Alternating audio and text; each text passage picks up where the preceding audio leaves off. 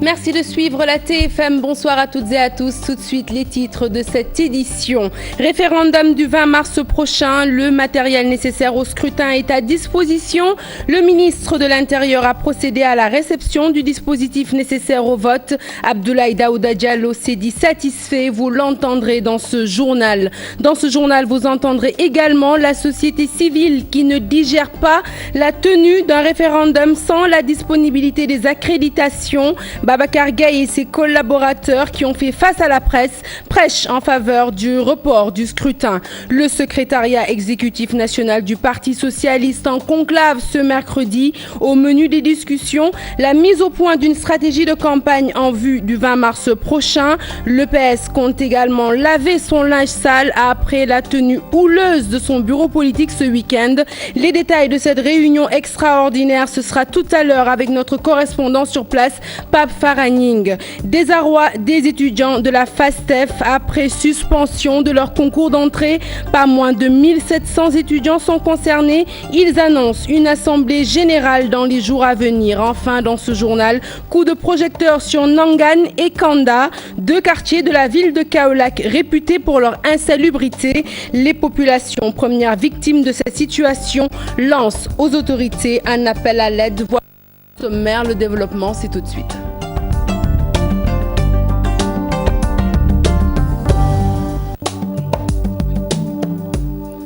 Rebonsoir à toutes et à tous. Et malgré toute la controverse autour de la date référendaire, sachez que du côté de l'État du Sénégal, tout est fin prêt. Urnes, bulletins, enveloppes, isoloirs seront répartis dans les 12 381 bureaux de vote destinés à accueillir les 5,5 millions d'électeurs que nous sommes. C'est le ministre de l'Intérieur en personne qui en a fait l'information dans ce reportage signé Fatima et Jafaraba. Bulletins, enveloppes, urnes, isoloirs, 12 381 bureaux de vote pour plus de 5 millions d'électeurs. Tout est fin prêt pour le référendum du 20 mars prochain. À partir du 12 déjà, on va commencer à procéder donc, aux premières opérations de vote. Et pour cela, quand même, il fallait qu'on puisse s'assurer que tout est à disposition. Et je suis passé, donc j'ai constater, comme vous du reste, avec beaucoup de satisfaction, donc que nous sommes aujourd'hui prêts, en tout cas donc pour faire face, disons, à cette élection. Nous avons fini d'envoyer le matériel pour le vote à l'étranger. Je rappelle que là aussi quand même on a un bon nombre, on a au moins 200 000 de nos compatriotes qui sont à l'étranger et donc qui doivent voter. Noir et blanc pour le oui, rose-blanc pour le non. Les couleurs importent peu selon le ministre. Et bon, si on avait la même couleur, qui allait prendre oui, qui allait prendre non? Je pense qu'objectivement, la majorité des Sénégalais ne sait pas lire. Et je crois que dans ces conditions, il n'y a à peu près que la couleur qui est déjà particulièrement déterminante pour le choix. Ce qui ne ressemble pas à une couleur blanche, effectivement, c'est le non. Et on n'a que deux bulletins. Il n'y en a pas 3, il n'y en a pas 4. Je pense qu'objectivement, il ne peut pas y avoir de difficulté à ce niveau-là. Cette image fait polémique. Des critiques de part et d'autre. Abdoulaye Daouda Diallo minimise. Je reconnais qu'il y a des erreurs, mais le plus important, ce sont les bulletins. Et cela, même ceux qui ne savent pas lire vont le comprendre. Le vote des corps militaires et paramilitaires est prévu les 12 et 13 mars. Toutes les dispositions sont prises. La société civile, elle, ne conçoit pas de référendum sans accréditation à quelques 11 jours du scrutin. Babacar Gaye et les membres de son collectif continuent de réclamer le sésame, gage de transparence pour la tenue du référendum. Et si leur revendication n'est pas satisfaite, ils préconisent tout simplement le report du scrutin. Babacar Gaye est président du collectif des organisations de la société civile. Il est au micro d'Aïssatou Paye et Mohamed Dian. D'après le décret qui organise l'observation des élections, déposer une demande d'accréditation 25 jours avant la date du scrutin. Or, il ne nous reste plus 25 jours avant le scrutin et nous souhaitons que le ministre de l'Intérieur nous accorde malgré tout l'accréditation parce que nous entendons observer ce scrutin comme nous l'avons fait pour les précédents scrutins. Nous avons adressé il y a un peu plus de 10 jours une lettre au président de la République pour lui demander deux choses, pour proposer deux choses. Le report du référendum et la disjonction de la question du mandat des 14 autres questions qui font le paquet du projet de réforme constitutionnelle, parce que nous considérons que les 14 peuvent parfaitement être discutés à l'Assemblée nationale. Nous avons fait le tour des leaders des deux bords, aussi bien de l'opposition que du pouvoir. Et puis, je vous l'annonçais en titre, le Parti socialiste réunit en ce moment même son secrétariat exécutif national. En ligne avec nous, Pape Farah Gning, notre correspondant sur place. Pape Farah, bonsoir. Bonsoir, Sarah. Alors, quels sont les premiers échos de cette réunion extraordinaire ? Pour l'instant, rien, aucune information. On peut dire que la réunion est à huis clos. On peut dire aussi un secrétariat exécutif extraordinaire après les échauffourées du samedi dernier où les partisans du non au référendum avaient envahi le siège du Parti socialiste et après avoir annoncé aussi des plaintes dimanche dernier. Actuellement, Ousmane Tanor Dieng qui dirige cette réunion en compagnie de Serigne Mbaye Thiam, Aminata Mbengue Ndiaye, mais aussi de Abdoulaye Wilane, entre autres. La réunion a débuté à 6h45, mais pour l'instant, aucune information, peut-être des sanctions après les incidents, mais le fait marquant, pas l'ombre de Khalifa Sall ni d'Aïssata Tall Sall. Pour l'instant, on attend toujours la fin de la rencontre. Voilà. Merci beaucoup, Pape Farah Gning, et nous n'excluons pas de revenir avec des informations dans nos prochaines éditions. À Rufisque, les responsables de l'APR sont prêts à entonner le 20 mars prochain. L'assurance est du doyen Omer Seck qui a magnifié la collaboration entre partisans, mais aussi et surtout le travail de sensibilisation qui a été fait auprès des militants pour une meilleure compréhension des réformes institutionnelles. Omer Seck, responsable APR à Rufisque, il est au micro de Yaya Diallo. La détermination qui est en chacun de nous. Le oui pourra triompher à Rufisque Est et dans le département en général pour un oui massif à plus de 80%. Ce travail, c'est depuis plus de 2 mois et demi que nous avons parcouru le département pour demander à nos collègues qui étaient donc en léthargie de leur demander de venir donc rejoindre. C'est des gens qu'on avait écartés par ostracisme et aujourd'hui ils sont revenus au bercail. Ça, nous le saluons aussi, nous saluons leur courage. Et nous prions Dieu qu'il soit ainsi et qu'on puisse toujours être ensemble. À la Médina, ce quartier centenaire de Dakar, c'est la grande mobilisation du réseau des femmes pour l'émergence. Ndeye Seynabou Nour, initiatrice du rassemblement, compte avec ses partisans faire triompher le soir du 20 mars prochain. Autorités et militants ont rehaussé de leur présence la manifestation. Ndeye Seynabou Nour est membre du réseau des femmes pour l'émergence. Je vous propose de l'écouter.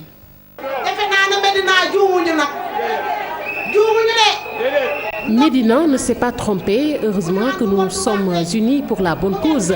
Et Macky Sall n'est d'aucun camp. Il est là pour tout le monde. L'essentiel, c'est d'être unis.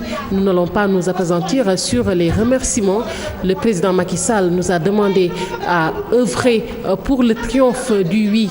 Donc, allons dans ce sens.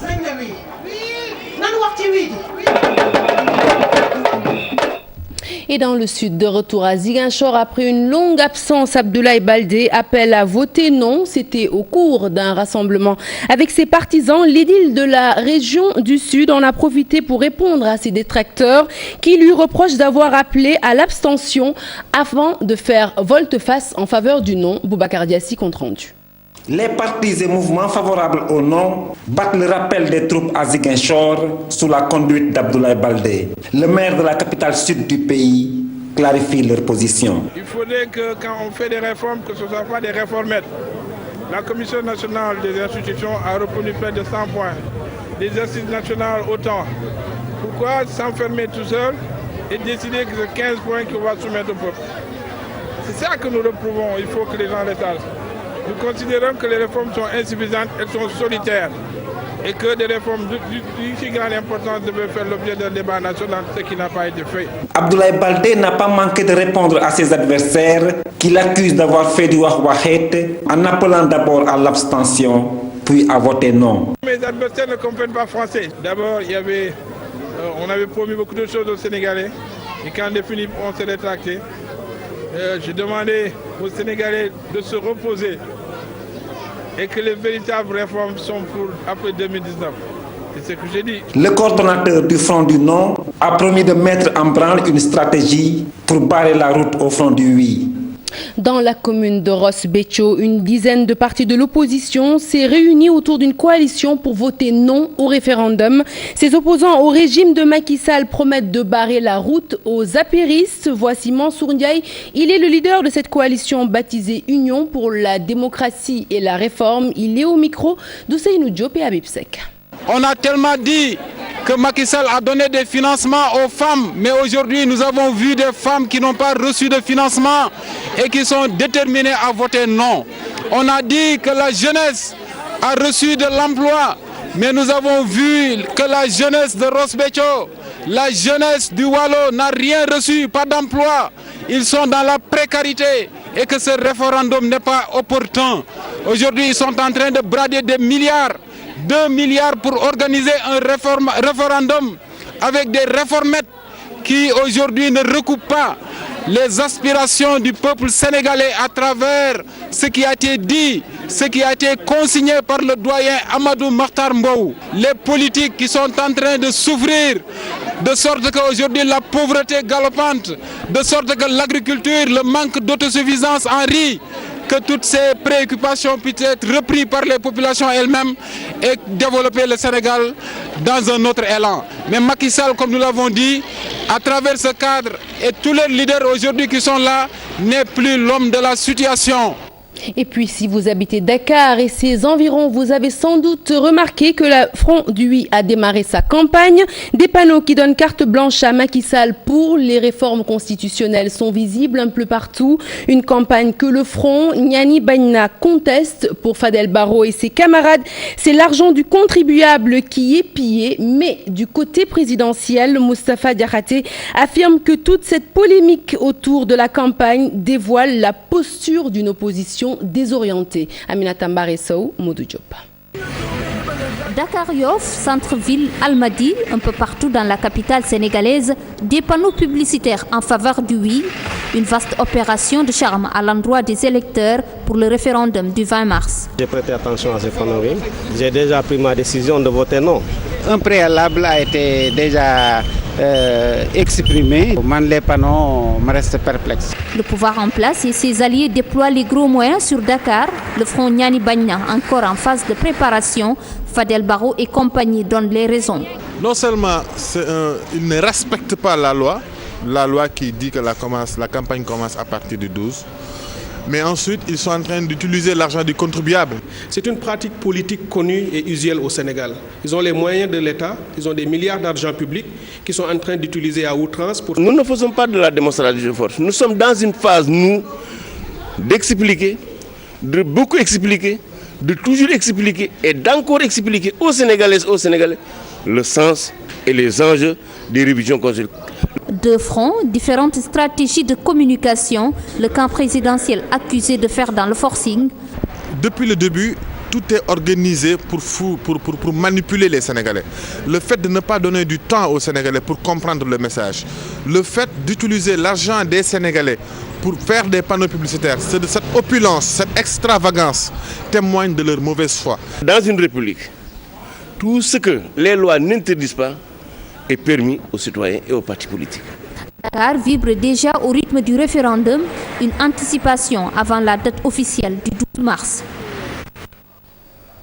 Un concours sans résultat. C'est un fait assez insolite, mais pour les 1700 étudiants de la FASTEF, eh bien, c'est une réalité. Ils sont de différentes facultés et ont passé le concours d'entrée de la FASTEF. Depuis, ils sont restés sans nouvelles de leurs résultats après suspension de l'examen. Une situation que ces étudiants jugent inadmissible. Ils prévoient d'organiser une assemblée générale dans les jours à venir pour dérouler leur plan d'action. Ils l'ont dit dans ce reportage signé Fatou Bintou Conté. Le concours d'entrée à la FASTEF, Faculté des sciences et technologies de l'éducation et de la formation, suspendu provisoirement. Les 1700 étudiants ayant fait l'examen crient au scandale. Ces étudiants, issus des différentes facultés de l'UCAD, pensent que c'est une annulation déguisée. Depuis le 5 octobre, on a fait ce concours-là et à notre grande surprise, ça fait aujourd'hui 5 mois, à notre grande surprise, le doyen de la FASTEF a pris l'initiative aujourd'hui de donner un communiqué en disant que le concours a été suspendu. Nous disons que ce n'est pas une suspension, mais c'est une annulation déguisée. Cela, nous le dénonçons jusqu'à notre dernière énergie. Puis, ces étudiants réclament leur droit d'inscription estimé à plus de 145 millions de francs CFA que la direction de la FASTEF garde dans ses caisses. Parce que chaque étudiant donne 8 000 francs. Et si vous voyez, si on évolue ça avec les 17 000 candidats, ça gravit plus de 145 millions de francs CFA qu'ils ont récupéré aujourd'hui au dos des pauvres pour venir aujourd'hui nous dire que le concours a été suspendu. Ça, nous le déplorons jusqu'à notre dernière énergie. Et nous lançons un appel à tous les 17 000 candidats qui ont fait le concours pour leur dire que si l'État ne fait pas quelque chose, on va primo porter plainte l'État du Sénégal devant le Cour suprême. Les camarades de Cheikh Baba Diop, porte-parole des étudiants, ne pensent pas laisser les choses au froid. Dès lundi, un grand rassemblement sera organisé pour donner suite à leur lutte. D'ici lundi, on lance un appel à tous les 17 000 candidats qui ont fait le concours pour leur dire que le lundi, on fera une assemblée générale ici à la FASTEF pour passer à la vitesse supérieure.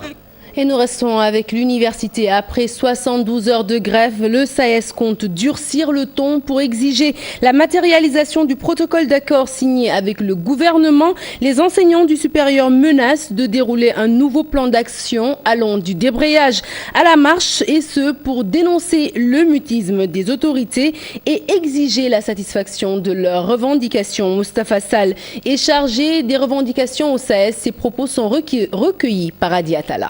Je suis au regret de dire que pour le moment, on n'est pas encore au bout de nos peines et en fait l'espoir n'est pas permis parce que justement le gouvernement fait la sourde oreille et vraiment se recroqueville derrière on ne sait quoi. Et jusqu'à présent, donc, on n'a pas vu un geste du gouvernement et donc le SAES reste dans sa logique de confrontation et d'exiger toujours le respect des engagements pris.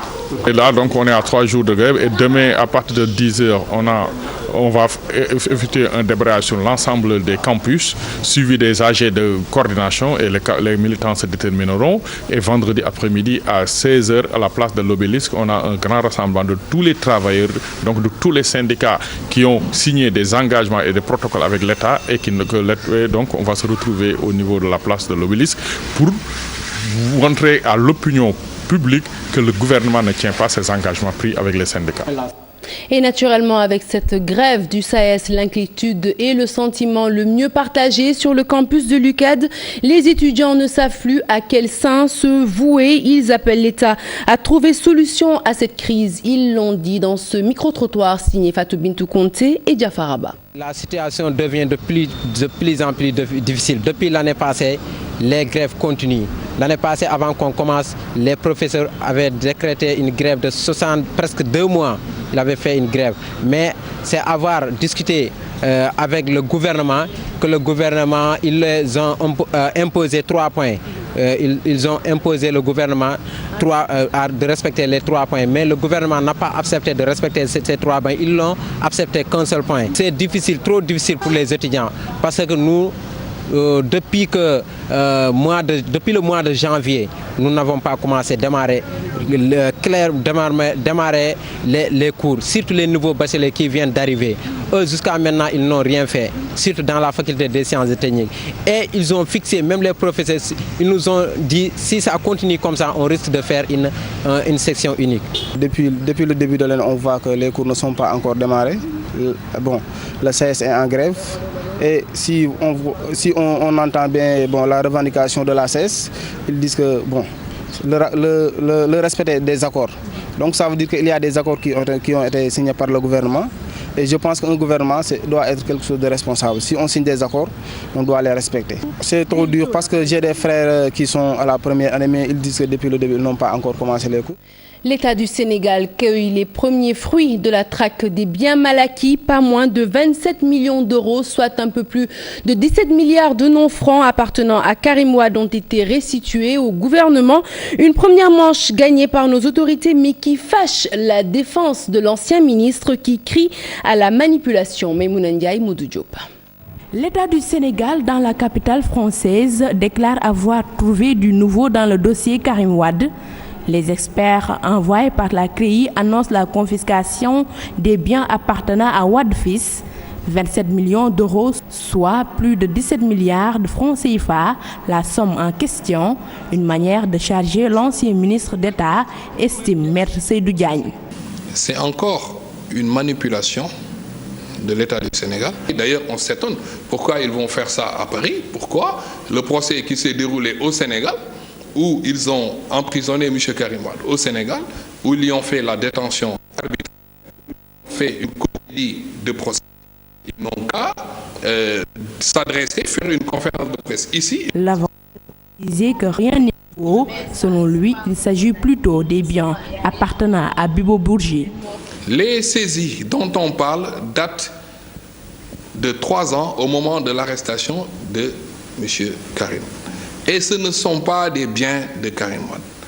On a saisi depuis 3 ans les appartements de Bibo Bourgi. Les biens de Bibo Bourgi sont des biens de Bibo Bourgi, ils ne sont pas des biens de M. Karim Wade. Si ils ont trouvé 18 milliards, nous leur demandons de le montrer au peuple sénégalais. S'agit-il d'une fausse information? Les avocats de l'État absent du pays communiqueront sûrement une fois à Dakar. Entre-temps, Maître Seydou Diagne et ses collaborateurs continuent de dire que la détention de leurs clients est arbitraire. À Guet-Ndar, c'est le soulagement du côté des 43 pêcheurs qui ont pu regagner leur domicile. Alors pour la petite histoire, ces derniers avaient été arrêtés par les gardes-côtes mauritaniens avant d'être libérés suite à une intervention des autorités sénégalaises. En conférence de presse, les mises en cause ont salué la réactivité du président de la République. Ils revendiquent toutefois la restitution de leur matériel de pêche estimé à plus de 200 millions de francs. Ousseynou Diop. Les pêcheurs de la langue de Barbarie, surtout ceux du quartier de Guet-Ndar, ont jubilé après la libération des 43 pêcheurs détenus depuis quelques jours par les gardes-côtes mauritaniens. En conférence de presse, ils ont salué la décision prise par les autorités mauritaniennes suite à l'intervention du chef de l'État Macky Sall. Comme vous le savez, à chaque fois que les pêcheurs saint-louisiens ont des problèmes, le président a appelé son homologue mauritanien, on les a libérés. Les pêcheurs de Guet-Ndar sont libres, mais leur matériel est toujours en détention. Sur ce, ils demandent aux autorités de jouer leur rôle pour que les pirogues soient restituées. Actuellement, il reste le matériel, mais le matériel sera révélé très bientôt. Mais encore, nous demandons à nos frères pêcheurs, les licences ont expiré. Il faudra attendre encore 1 semaine ou 2 semaines maximum pour que le président puisse encore demander à son collègue mauritanien pour qu'on puisse renouveler les licences des pêches des scènes tournantes. Les 43 pêcheurs sont libres, mais la question des licences de pêche est toujours d'actualité. Chaque jour, des pêcheurs de Saint-Louis violent les accords signés entre les deux pays. 11 cas de décès maternels en 2014, 7 cas en 2015, un constat fait dans la première maternité du Sénégal. En moyenne, 5000 naissances sont enregistrées chaque année à l'hôpital Roi-Baudouin de Guédiawaye. Toutefois, les femmes continuent de perdre la vie en la donnant. La direction estime plutôt qu'il est plus qu'urgent aujourd'hui d'arriver à infléchir la courbe de la mortalité maternelle. Des ordures qui envahissent les maisons, un système d'assainissement inexistant, Nangan et Kanda, 2 quartiers de la commune de Kaolack, qui croulent sous le poids de l'insalubrité. Une situation qui n'est pas sans conséquences sur la santé des habitants de ces quartiers. La diarrhée, les maux de ventre restent les maladies les plus répandues dans ces localités. C'est un sujet signé d'Issa Prera et d'Embandao. Aussi longtemps qu'ils se souviennent, Ndangan a toujours connu une insalubrité. Ibrahima Ba est un natif de ce quartier de Kaolack. En Ndangan, les ordures et les habitants cohabitent presque normalement.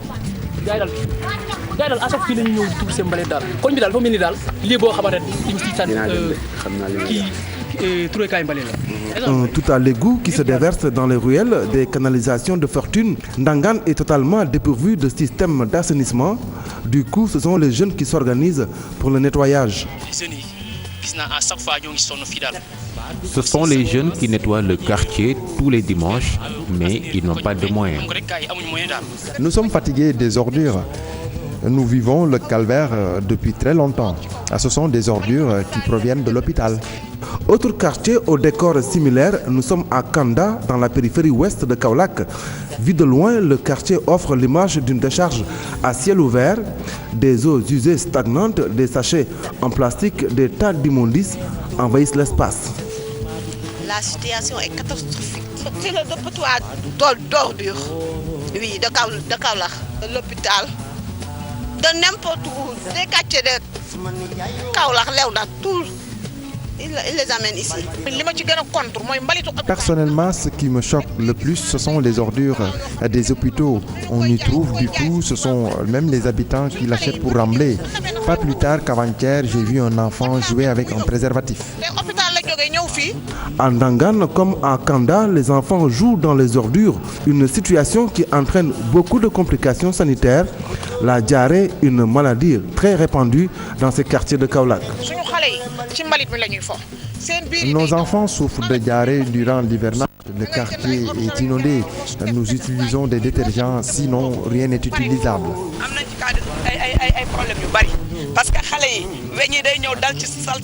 Les ordures nous apportent beaucoup de problèmes. Les mouches qui proviennent des tas d'immondices envahissent la nourriture. Du coup, cela entraîne beaucoup de cas de diarrhée. Assainissement, environnement, cadre de vie, ce sont là les défis auxquels Kaolack fait face aujourd'hui. Un combat contre l'insalubrité d'une actualité brûlante. Kanda et Ndangan être débarrassés des ordures qui hantent le sommeil des habitants.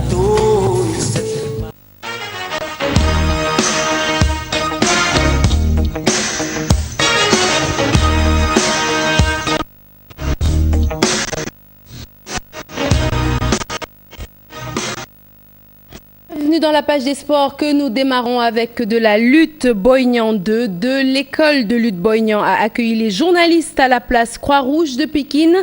Durant ce face-à-face avec la presse, il s'est dit prêt à prendre le meilleur sur Garga Mbossé afin d'intégrer le cercle des ténors ce dimanche. C'est un compte-rendu signé Cheikh Sadibou Diarra, Pape Faraning et Massayer Ndiaye. De la détermination, le lutteur Boignan 2, leader de l'école de lutte du nom, en a montré lors de son entraînement ouvert à la presse. Pour son combat contre Garga Mbossé du dimanche prochain, il ne ressent aucune pression. Amul pression. Man nak bo xolé bi nekul sama premier combat. Wala sama premier bés bu reuy yag na beuré. Ce n'est pas mon premier grand combat, donc il n'y a aucune pression. C'est juste que ce combat compte beaucoup pour moi. Il y a plus de la motivation que de la pression. Des ténors à la nouvelle coqueluche Sok, Boignan 2 bénéficie du soutien des lutteurs de Pékin. Galvanisé par cet élan de sympathie, il promet de stopper la série de victoires de son adversaire sur les Pékinois.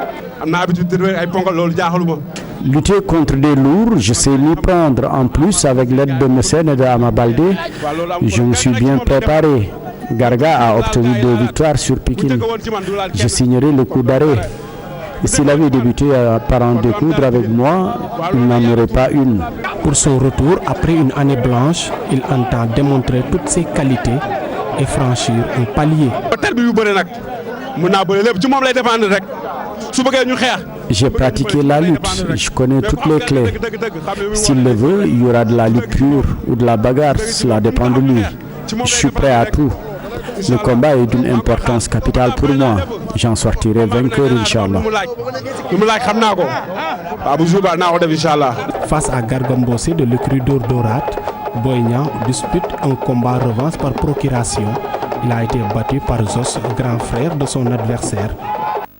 Et après la lutte du foot, à présent, le tirage au sort des 32e de finale de la Coupe du Sénégal des seniors 2016 a été effectué ce mardi. C'était au siège de la Fédération sénégalaise de football. Il a donné plusieurs belles rencontres, dont Jaraaf Mbour, Petite Côte Linguère, Dakar Sacré-Cœur ou encore Stade de Mbour AS Pikine. Des joutes toutes prévues avant le 26 mars prochain. C'est un compte rendu signé Chersadibou Diarra, Ibou Diouf et Mohamed Dian. AS Jaraaf Mbour Petite Côte, c'est l'affiche des 32e de finale de la Coupe du Sénégal Senior. Ce premier tour de la compétition va se jouer au plus tard dans une quinzaine de jours. Quand on voit par exemple Niary Tally Port, quand on voit Jaraaf Mbour Petite Côte, c'est de grands matchs. Mais au-delà de cela aussi, on a Douane qui joue contre Agel. Toutes les équipes se valent. Ce qui est sûr et certain qu'avant le match Sénégal-Niger, les 32e de finale déjà se feront. Et en même temps aussi, on a fait le tirage des 16e de finale à travers les numéros. Donc, Pour le représentant de Niary Tally qui est tombé sur Port, son tirage est clément dans cette coupe qui a son importance. On s'en réjouit parce que on va jouer à Dakar. Dans la mesure où, si vous gagnez la coupe, ça vous permet de qualifier, de participer à une compétition africaine. Donc, même s'il n'y a pas d'argent, il y a au moins au bout une participation à une compétition africaine et ça, c'est important. C'est toujours des expériences à découvrir, à essayer de chercher pour se faire une place dans le football mondial et dans le football africain. Prestigieuse mais financièrement loin des attentes des vainqueurs, la Coupe du Sénégal, dotée juste de 5 millions, n'attire plus. La Fédération sénégalaise de football compte y remédier. On est d'accord qu'il faut effectivement voir cela. Les commissions techniques de la Fédération, la commission communication, commission marketing, n'est-ce pas, on est en train d'y travailler pour voir comment les annonceurs, n'est-ce pas, viendront, n'est-ce pas, pour faire de manière effectivement que ça puisse attirer encore plus les clubs. On est en train d'y réfléchir. Le comité exécutif déjà a donné des décisions fermes aux commissions techniques de voir comment faire de manière que ça soit encore plus attractif. La Coupe du Sénégal de football réunit plusieurs niveaux de championnat, touche toutes les localités du pays. Un rendez-vous qui est à la traîne depuis quelques années, une compétition qui mérite une meilleure valorisation. Voilà, ce journal est à présent terminé. Merci de l'avoir suivi. Prochain rendez-vous de l'information, le tout en images à minuit. Et tout de suite, la suite de vos programmes, c'est dans Permanence avec Chérif qui nous a déjà rejoint dans le studio.